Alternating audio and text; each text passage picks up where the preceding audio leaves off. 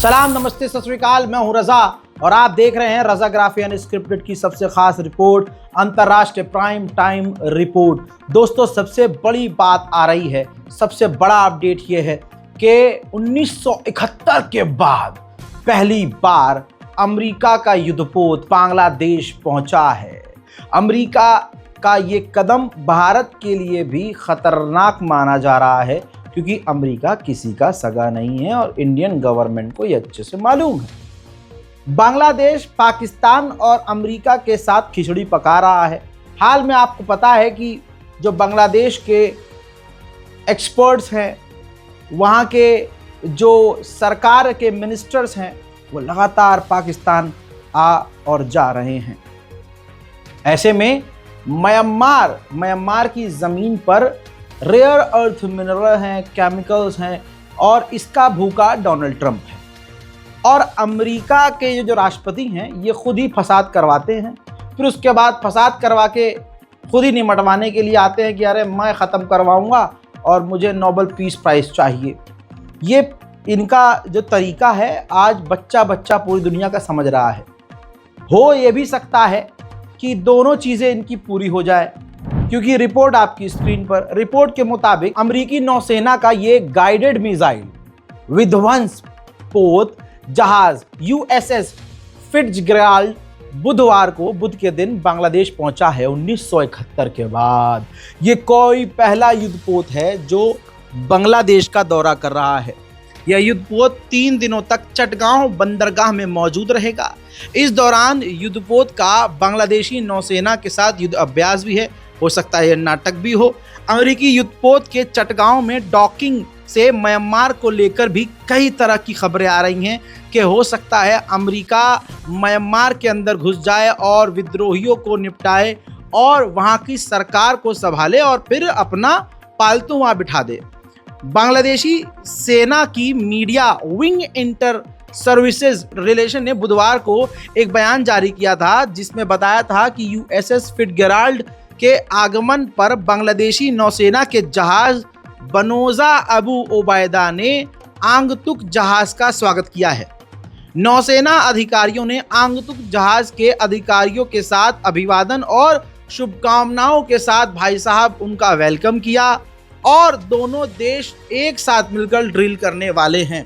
जाहिर सी बात है, अमेरिका का इसमें फ़ायदा कई तरह का है कि एक तो हमारे भारत के पड़ोस में बांग्लादेश में पाकिस्तान के साथ मिलकर बांग्लादेश में अपनी मौजूदगी बढ़ाना चाहता है अमेरिका, और चीन का इंटरेस्ट बांग्लादेश में था। तो अगर अमेरिका बांग्लादेश पहुंच जाएगा तो चाइना का वहां से पत्ता साफ हो जाएगा और म्यांमार में वहां से ज़मीनी रास्ते से घुस भी सकती है अमेरिकी नौसेना। म्यांमार में तो देखिए नई चीज़ों की शुरुआत हो चुकी है। पाकिस्तान में कोई कुत्ता भी मरे तो भारत पर इल्ज़ाम लग जाता है। जाफर एक्सप्रेस के अंदर पाकिस्तान में धमाका हुआ, कई बेगुनाह मारे गए। पाकिस्तान को समझ में नहीं आया कि करें तो करें क्या। सीधा सीधा इल्ज़ाम फिर भारत पर लगा दिया कि ये काम भारत ने करवाया है। अरे मोदी सरकार को ये सब करवाने की ज़रूरत नहीं पड़ती। मोदी सरकार सिर्फ मुसलमानों के घर पर बुलडोजर चलवा दे, इसी में भाई साहब पूरा समाज खुश हो जाता है। समझ लो, पाकिस्तान में कुछ करने की ज़रूरत नहीं है। अच्छा, पाकिस्तान में अगर आतंकवादी संगठन नहीं है तो तहरीक-ए-तालिबान पाकिस्तान के ऊपर क्यों हमला करवा रहे हो? झटकुल्लो क्यों करवा रहे हो? अरे जो बात जैसी है वो वैसे बयान करो यार। अफगानिस्तान में कल रात काहे घुसे तुम? तहरीक-ए-तालिबान पाकिस्तान को तुमने फाइटर जेट से अटैक करके काबुल में कत्ल कर दिया, और तुम्हारा दूसरी तरफ कहना यह है कि पाकिस्तान के अंदर तहरीक-ए-तालिबान पाकिस्तान एक्टिव है। बॉर्डर के इलाके पे आम लोगों को मारते और कहते हो कि ये तहरीक-ए-तालिबान पाकिस्तान है। ये बम बना रहे थे और मस्जिद में छुपा रहे थे। शर्म। उधर भाई पाकिस्तान को जैसे ही अमेरिका का साथ मिला, पाकिस्तान अपने आप को सुपरमैन समझने लगा। अब पाकिस्तान के डिफेंस मिनिस्टर ने पाकिस्तानी न्यूज चैनल पर कहा है कि भारत से दोबारा जंग हो सकती है। धमकी भरे जुमलों का इस्तेमाल किया है। मैं क्या कहूँ, मुझे बहुत अफसोस है इस बात का कि 2 दिन में ये जंग खत्म हो गई, वरना भाई हमने तो कब्जा कर लिया था इस्लामाबाद में। मोदी सरकार अगर मतलब मोदी जी अगर पीछे न हटते ना तो गोदी मीडिया की मदद से इस्लामाबाद क्या हम मरी वरी सब पहुंच जाते। वो भले ही 3 दिन बाद वापस आते हम। लेकिन भाई मैं क्या कहूं, मैं यहाँ पर क्या रिएक्ट करूं। हर इंसान को जो है अपनी कुर्सी बचाने के लिए आड़े टेढ़े बयान देने पड़ते हैं। हमारी दुआ यह है कि पूरी दुनिया में शांति अमन हो, लेकिन पाकिस्तान मान ही नहीं रहा। वहाँ की सरकार को कुर्सी पर रहने के लिए, देखिए आप पाकिस्तानियों को नहीं कह रहा हूँ, गवर्नमेंट देखिए कितनी तेज चल रही है। वहाँ की गवर्नमेंट, जो इमरान खान थे वो भाई साहब अमेरिका की तरफ मुंह करके मुतता भी नहीं था अगला आदमी, और ये पाकिस्तान की सरकार शलवार खोल के लेटने को तैयार है ट्रम्प के आगे। बस आज मान जाओ हमारा ब्लीच। सोचिए पाकिस्तान ने सामने से अपने रेयर अर्थ मिनरल ऑफर कर दिए, साथ ही पाकिस्तान ने आगे से कह दिया कि अरे चाबहार पोर्ट के बाजू में ही आप अपना पोर्ट बनाओ, यहां आओ हमारे पास। पाकिस्तान को यह लग रहा है कि अगर जंग होगी भारत से तो अमेरिका पाकिस्तान का साथ देगा। ये पाकिस्तानी लोग समझ रहे हैं कि अमेरिका किसी का साथ नहीं देगा। काश ये बात पाकिस्तान की सरकार समझ जाए और अपनी बकचोदियां बंद कर ले। डोनाल्ड ट्रंप ने भारत के खिलाफ खूब जहर उगले ड्रामे किए, क्या हाल किया है मोदी सरकार की, मतलब मोदी जी की दोस्ती का उसने। तो अब 21 अमेरिकी सांसदों ने ट्रंप से कहा है कि भैया अपने रिश्ते भारत से जल्दी सुधार लो, वरना भारत चीन और रूस के साथ खुलकर हो जाएगा। आपको 5-6 साल पहले की वारदात याद होगी, जब गोदी मीडिया और यही मोदी मीडिया और खुद मोदी जी और मोदी जी के जितनी वानर सेना है तालिबान को आतंकवादी, आज भी भारत में मुसलमान को गाली दी जाती है तो कभी कभी आप सुनेंगे तालिबान ही कह दिया जाता है, क्या बस तालिबान से है क्या। ठीक, आज इसी सरकार का चाटना देखिए कि तालिबान को कैसे चाट रही है। यही सरकार जो भारत के मूल्यों को पसंद नहीं करती और उत्तर प्रदेश का सीएम भारत के मुसलमानों को पार्लियामेंट में कठमुल्ला कहता है, अपने तमाम नाकामियों को दबाते हुए सिर्फ हिंदू मुसलमान भारत में किया जाता है, जैसे आप रिसेंटली देख रहे हैं। यही सरकार तालिबान के आगे बिछने को तैयार है। तालिबान के विदेश मंत्री भारत में हैं, अगले पूरे टोटल ये 7 दिनों के लिए आए हैं टूर पर। भारत में तमाम मंत्रियों से मुलाकात करेंगे। आप सभी से गुजारिश है कि जो भी गोदी मीडिया और जो भी मीडिया आपको ये वीडियो दिखाए जिसमें तालिबान के विदेश मंत्री भारत में हो, पहली तस्वीर तो ये आ गई है, देखिए, आहा, तालिबान के मिनिस्टर भारत के अंदर हैं, विदेश मंत्री, और भारत के ऑफिशियल्स मिल रहे हैं। सवाल करो ना, पैखाना खोरो, अरे टट्टी खोरो, जाओ अपने आकाओं से पूछो कि इसको तो तुम आतंकवादी सिखाए थे ना हमको, कि आतंकवादी बोलो इन्हें, अब काहे चाटना पड़ रहा है। और ये तालिबान का आतंकवादी भारत में क्यों आया है? मैं मुसलमान होके बोल रहा हूँ, ले तालिबान आतंकवादी, तालिबान आतंकवादी। क्या हुआ, हलक में कुछ फंस गया है क्या? बोला नहीं जा रहा होगा, औकात नहीं है तुम्हारी। तालिबान को रोक पाए? तालिबान वैसे ना आया तो ऐसे तो आ गया। हाय हाय हाय हाय, क्या जिंदगी है यार तुम्हारी। दोस्तों इतना ही नहीं, तालिबान भारत में है, ऑफिशियल मीटिंग होने वाली है। अफगानिस्तान का पुराना झंडा ये है और नया झंडा जो तालिबान का है वो ये है, जिसमें कलमा तैयबा लिखा हुआ है, व्हाइट कलर का झंडा है। अब यहां पर राड़ फंस गई है लिखित में है ये खबरें गोदी मीडिया के प्लेटफॉर्म पर, कि अब टेंशन ये हो गई है भारत को कि झंडा कौन सा लगाएं, झंडा पहले वाला लगाएं या अभी वाला। पहले वाला लगाएंगे तो तालिबान यहीं चौकस हो जाएगा, अच्छा, और अभी वाला लगाएंगे तो रजाग्राफी पूछेगा, हाँ जी अब तुम लगाओ या ना लगाओ, मैं तो पहले ही पूछ रहा हूं, हाँ जी अब क्या हुआ। और तालिबान भारत के लिए खतरा है, क्लियर कट बोल रहा हूं। तालिबान के साथ आपने दोस्ती कर ली, कल गरिया रहे थे, मुसलमानों को तो आज भी गरिया रहे हो आप भारत के। जब तालिबान भारत में आएगा, अपना अफगानिस्तान का विदेश मंत्रालय खोलेगा और वहां तालिबान के जो ऑफिसर्स मौजूद होंगे उससे वह हमारा टाई अप हो जाएगा, उससे हमारी डिप्लोमेसी शुरू हो जाएगी। तो भाई तालिबान तो भारत में रहकर फिर नजर रखेगा ना कि भाई हुजूर पाक सल्लल्लाहु अलैहि वसल्लम का नाम लिखने पर तुम जो है पोस्टर जला दे रहे हो, सरकार घर गिरवा दे रही है, योगी जी खुले मंच से जो है एक मुसलमान झुंड को टारगेट कर रहे हैं, तो तालिबान चुप रहेगा? वो भी स्टेटमेंट दे सकता है। फिर अरे कहाँ जा रहा है ये? पेशाब पीने गया होगा, हलक सूख गया है ना बेचारे का। अब इंडिया का पॉइंट समझ लीजिए। इंडिया को तालिबान के साथ दोस्ती इसलिए करनी है ताकि पाकिस्तान अफगानिस्तान की सरजमीन का इस्तेमाल करके हमारे ऊपर अटैक न करे। तो यहाँ इंडिया जो है चाहता है कि तालिबान से नॉर्मलाइजेशन हो जाए हमारा, लेकिन तालिबान को अभी यानी अफगानिस्तान में जो सरकार है उसको भारत ने मान्यता नहीं दी है। यह है पॉइंट। तो सवाल ये उठ रहा है, भाई आपने जब मान्यता नहीं दी है तो फिर वहां का विदेश मंत्री यहाँ क्यों? कतर में आप मुलाकात कर चुके थे, आप वहीं करते, वहीं सारी बातें करते। मेरी भारत माँ की जमीन पर तालिबान क्यों? कोई गोदी मीडिया का टाइटल नहीं होगा ये, क्योंकि गोदी मीडिया को पीछे से डंडा आ जाएगा मोदी जी का, खराब कर रहे हो हमारी बातचीत। अरे मोदी जी कभी रात को 8 बजे आके भारत के मुसलमानों के लिए बोल दो कि भाई हिंदू मुसलमान मिलकर रहो। अरे ऐसे करेंगे तो राजनीति कैसे होगी? आगे बढ़ते हैं दोस्तों, ये रही रिपोर्ट। अब तालिबान सरकार को, आतंकी सरकार को ये उम्मीद है कि भारत सरकार भी उनको मान्यता दे दे। उधर पाकिस्तान ने भाई साहब और खराब कर दिया मामला।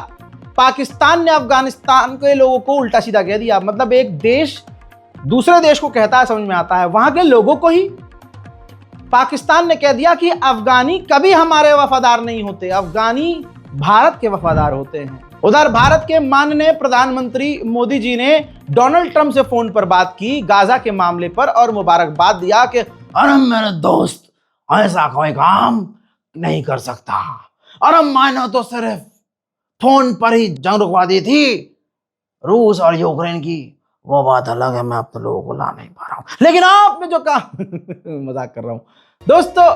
मोदी जी ने बधाई दी डोनाल्ड ट्रंप को कि बहुत बढ़िया काम किया और जो सीज फायर हुआ है इससे काफी इलाके में शांति आएगी, और डोनाल्ड ट्रंप को मुबारकबाद जो है एक दोस्त ने दी है। गोदी मीडिया भाई साहब, जैसे होता है ना कि एक नालायक बच्चा होता है, नालायक कमजोर, तो जब हम उसको खिलाते हैं, मतलब क्रिकेट खेल रहा हो, कुछ भी खेल रहा हो, तो कोई भी गेम ले लीजिए, तो उसमें वो बच्चा क्या करता है, देखता है जो जीत रहा है ना इसकी तरफ हूं मैं, फिर देखता है नहीं ये नहीं जीत रहा, ये जीता, फिर मैं तो इतनी तरफ हूं। ऐसी हरकत गोदी मीडिया कर रहा है। अब छापा क्या है इसने, ये देखिए। पीएम मोदी के लिए दोस्त नेतन्याहू ने बीच में रोकी सुरक्षा कैबिनेट मीटिंग, दोनों नेताओं की फोन पर हुई बातचीत। अरे भाई तुम मोदी का दोस्त मत बनाओ किसी को। एक दोस्त ने ऐसी लगाई है कि भाई साहब समझ में नहीं आ रहा, अंधभक्त ना ऊ कर पा रहे ना आ कर पा रहे।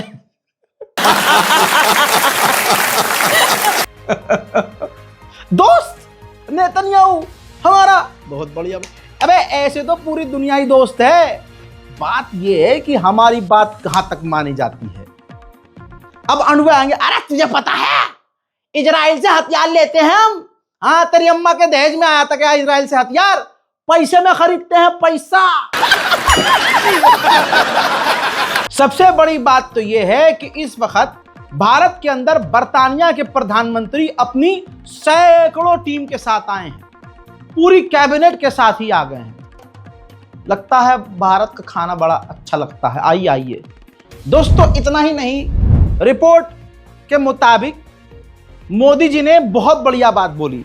मोदी जी बोले ब्रिटेन के प्रधानमंत्री से उनके मुंह पे कि हमें खालिस्तानी नहीं चाहिए, खालिस्तानी आतंकवादी संगठन जो आपके यहाँ एक्टिव हैं आप उन पर कार्रवाई करिए। मुंह पे बोला भाई साहब इस आदमी ने।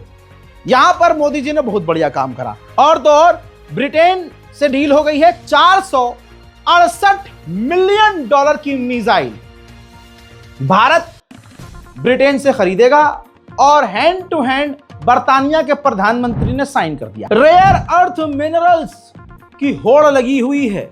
अमेरिका पूरी दुनिया से नोचना चाहता है रेयर अर्थ मिनरल्स। ऐसे में चाइना ने अपने रेयर अर्थ मिनरल्स की जो कानून है बेचने और खरीदने की, उसकी स्कीम को टाइट कर दिया है कि भाई ये अमेरिका तक ना पहुंचे। भारत यानी हम चीन से मैग्नेट लेते हैं, तो स्पेशली अमेरिका का नाम लेकर चीन ने भारत से कहा है कि आप हमें गारंटी दो कि आप हमसे जो रेयर अर्थ मिनरल्स और जो मैग्नेट ले रहे हो वो अमेरिका को आप रीसेल नहीं करोगे। भाई चाइना को आप कितनी भी गाली बक दो, लेकिन चाइना इतना तरक्की कर गया कि पूरी दुनिया में इलेक्ट्रॉनिक व्हीकल्स 51% सिर्फ चीन की बिक रही है। यानी इलेक्ट्रॉनिक व्हीकल्स पर ईवी दुनिया पर राज कर रहा है इस वक्त चाइना। भारत कहाँ है? हम कहाँ हैं? हम तो गोबर में हैं। वो लिखेंगे आई लव मोहम्मद तो हम ये लिखेंगे, वो सरकार से सवाल करेंगे तो ये उसको आतंकवादी कह देंगे। हम तो सोनम वांगचुक को ही अंदर कर देंगे, हम तो हिंदू मुसलमान खेलेंगे। हजरत चाइना ने बड़ा गंदा वर्ड यूज किया है ताइवान के राष्ट्रपति के लिए। देखिए रिपोर्ट, चाइना ने कहा है कि ताइवान प्रेसिडेंट इज प्रोस्टिट्यूटिंग हिमसेल्फ। हजरत इसका मतलब समझ रहे हैं ना कि ताइवान के राष्ट्रपति अमेरिका के आगे लेट रहा है। भाई साहब एकदम सब कुछ देने को तैयार है। उधर ताइवान ने ऑफिशियली कहा है कि चाइना ने ताइवान पर यानी हम पर हमला करने की रिहर्सल बढ़ा दी है और एक्टिविटी तेज कर दी है। हमारे आसपास चीन के युद्धपोत लगातार और फाइटर जेट लगातार नजर आ रहे हैं। उधर चाइना ने तरक्की कितनी खतरनाक कर ली है उसका वीडियो जारी किया है। चाइना ने दुनिया का पहला ऐसा रोबोट बना लिया है जो हर मौसम में काम करता है।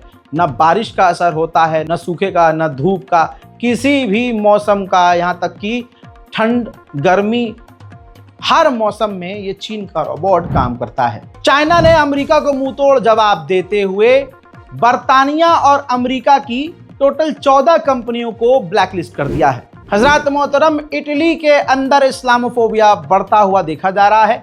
इटली एक कानून लाने वाला है जिसके मुताबिक इटली के अंदर हिजाब बैन हो जाएगा। सूडान के अंदर सिविल वॉर है, एक तरफ मिलिट्री है और दूसरी तरफ पैरामिलिट्री, दोनों आपस में लड़ रही हैं।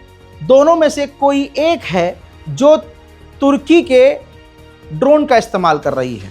2 महीने में चौथा तुर्की का आकिंसी, जो काफ़ी खतरनाक ड्रोन माना जाता है, सूडान के अंदर इस्तेमाल हो रहा था। सूडान की सेना के द्वारा उसको चाइनीज मिसाइल के द्वारा दूसरे पक्ष ने मार गिराया है, जिससे तुर्की के ड्रोन की पावर पर सवाल खड़े हो गए हैं। चीन से कितना चिढ़ा हुआ है अमेरिका, इस बात से अंदाजा लगा लीजिए। डोनाल्ड ट्रंप ने अपने एक डिप्लोमेट को ही निकाल दिया है क्योंकि उस अमेरिकी डिप्लोमेट का संबंध रिलेशनशिप एक चीनी औरत से था। तुर्की की ये जो सरकार है ये गद्दार है।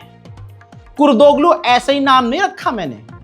अब अमेरिका को खुश करने के लिए तुर्की ईरान और रशिया से तेल कम, गैस कम, अब उल्टा वो अमेरिका से गैस और तेल खरीद रहा है। ये है आपके जनाबे हजरत उर्दोगान उर्फ कुर्दोगलू। वहीं वेनेजुएला पूरी तैयारी कर रहा है और तेजी से तैयारी कर रहा है। उसका मानना यह है कि अमेरिका कभी भी हमला कर सकता है।